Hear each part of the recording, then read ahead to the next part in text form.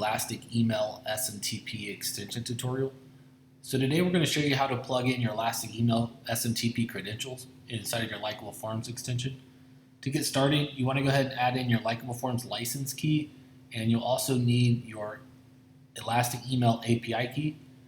If this is the first time setting this up, go ahead and hit Verify License Key. I've already done this, so mine is going to say Update License Key. Once your license key has been validated, let's go ahead and move on into our extension settings. So to get started, we need to add in our SMTP server. This is provided to us by Elastic Email. They have two at the time of filming this.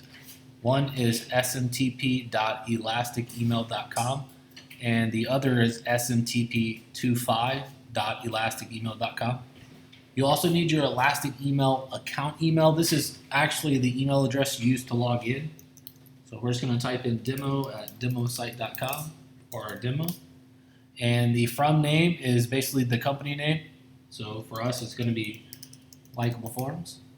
And then lastly, Elastic Email recommends port 587 and with the protocol TLS. So this is just the currently recommended.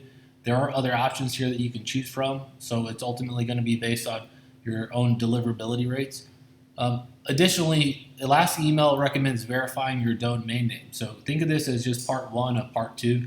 We still highly recommend verifying your domain name inside your Elastic Email account.